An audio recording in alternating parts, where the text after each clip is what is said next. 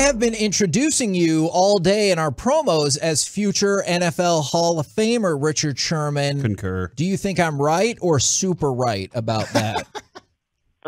Well, I'm hoping you're right, and I'm praying you're super right about it, if that makes sense. Yeah, that makes 100% sense. Yeah, it definitely does for me. Richard, I'm kind of curious with this Cowboys game Sunday night. You've been on the other side talking to Tom Brady after games. Is he one of those guys that gives you like backhanded comments afterwards, or is he genuine? Like, what's it like in a post game with Tom Brady? He's genuine, but like there's a little bit of both. Now, if you gave you a compliment and he tore you up, he's gonna change his mind. Like, I understand that. Now, if you played well and he gave you compliments, he'll give you your credit at the end of the day and be like, hey, that's why I talked about him that way, because he's an issue to deal with. But, he's definitely genuine in what he said. The Dan Quinn defense that we're watching, I know Micah's kind of a unique player, and you can look back at, how you worked with Dan Quinn in Seattle and how those things were accomplished. How close is it to kind of what y'all had? Because a lot of people are like, man, we're still so far away from being what the Legion of Boom was. Well, it's just tough when people put that kind of pressure on these kids. We didn't have that kind of pressure when we were doing the things that we were doing. So it wasn't like people were comparing us to an all-time great defense. We were like, hey, man, we got to do this. We got to do this. But they have unique players. They have different players and different strengths. They don't have the two all-pro safeties that we had. Obviously Trey Diggs had a fantastic year last year with the turnovers. And Michael Parsons is a huge difference maker along the D-line and at the linebacker spot. But Dan Quinn does a great job with whatever he's given. There's a reason he was in 2 straight Super Bowls that year, and the reason their defense continues to play so well. He does a great job preparing them with film study and putting them in positions. Literally, there were plays in games that we played where he'd blitz a guy. Like the play where I intercepted Matt Shaw for pick 6 to tie the game in a crucial game. We literally practiced the play 3 times in practice, and he told me exactly how it would go and the situation he would call it, on which hash he would call it.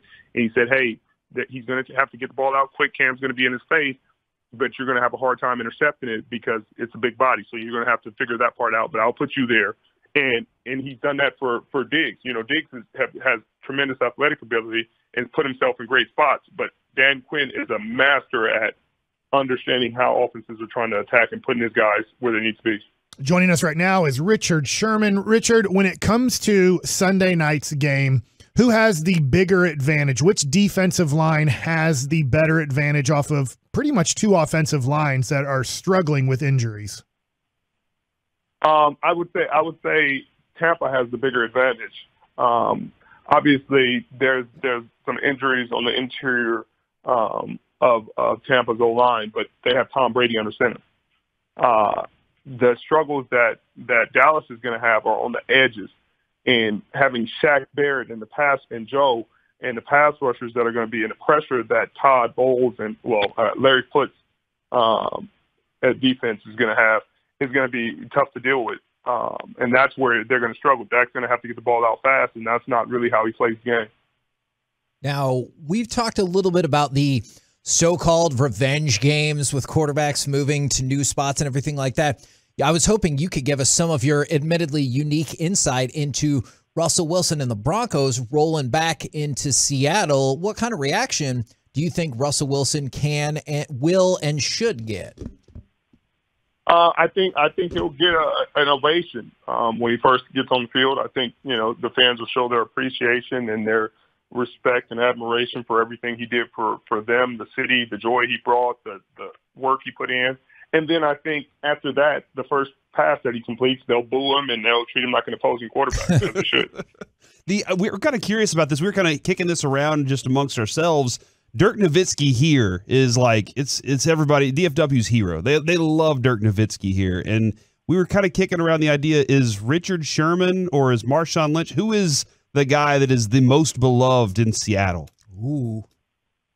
I think it's either Marshawn or Cam. Cam would be up there too. Doug Baldwin has got a spot, but I think Cam or Marshawn would probably be the most beloved. He didn't say himself. Yeah. I like that. Humble. Now, Well, I went to San Francisco for a few years, so I kind of. that's a good point. All right, less humble. I get it. No, that's fine.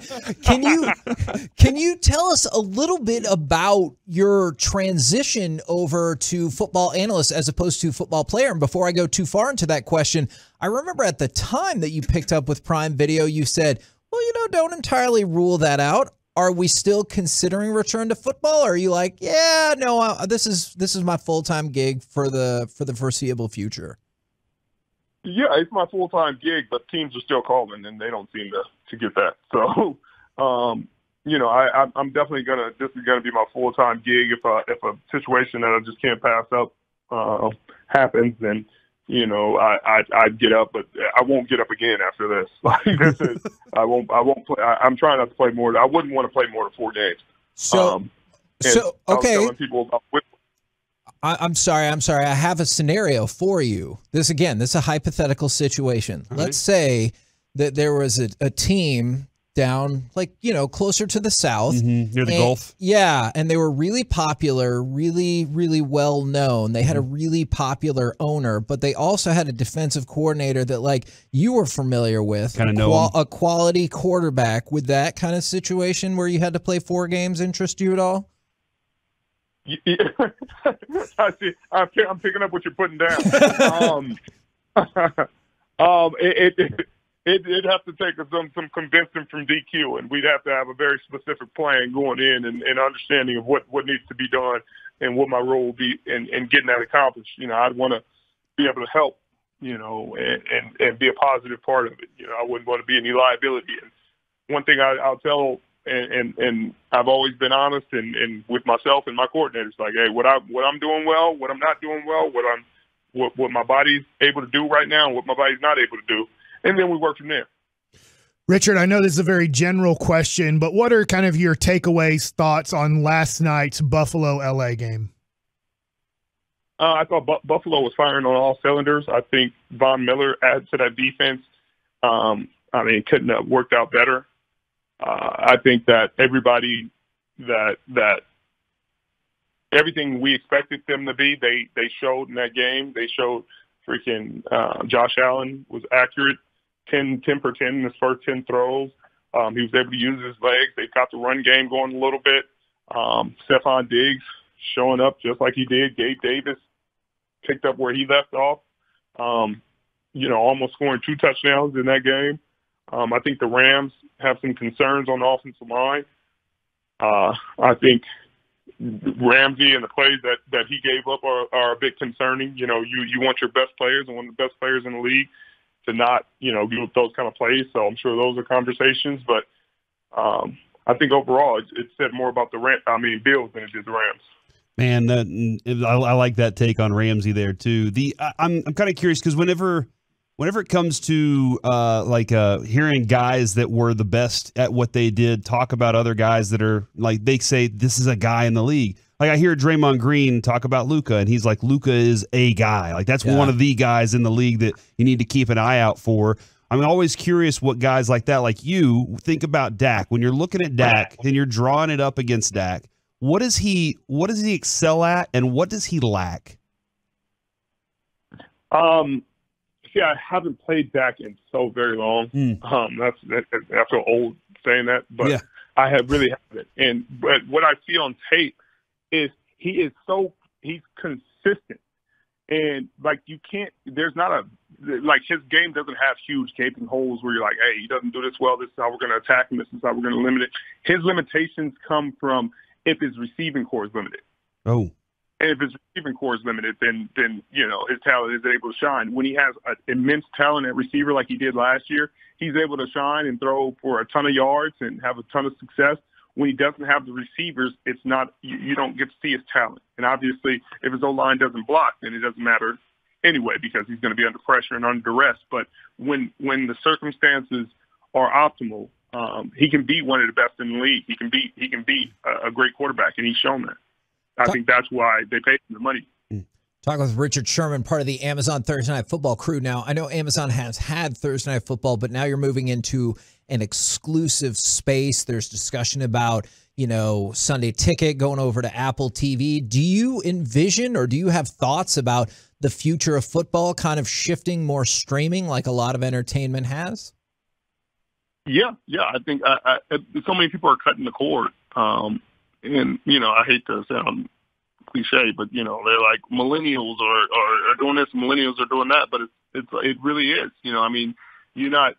People are not buying direct TV and Comcast, and they're they have apps on their TV that come with their television, and they're buying internet and just saying, hey, I got Netflix, I got Hulu, I got Amazon Prime, I got these networks these applications that I can go into and watch my sports.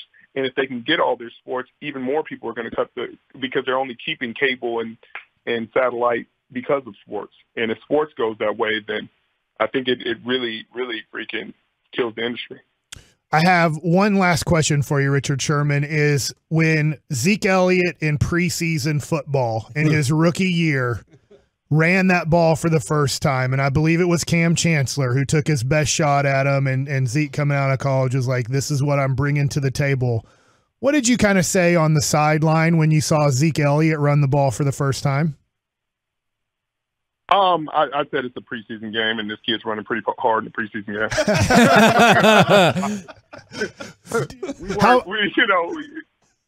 Go ahead. We weren't giving our best, putting our best foot forward in the preseason game, but he was running the ball hard, and he was tough to bring down, and even Cam said that. He was like, "Damn, that kid's heavy." Awesome. That is outstanding. I think that gives you some really good insight into I'm new to the league versus no, I've been here a second. It's all right. Well, we appreciate your time very much, good sir, and obviously we're looking forward to Thursday Night Football getting rolling on Amazon. I appreciate you guys having me on.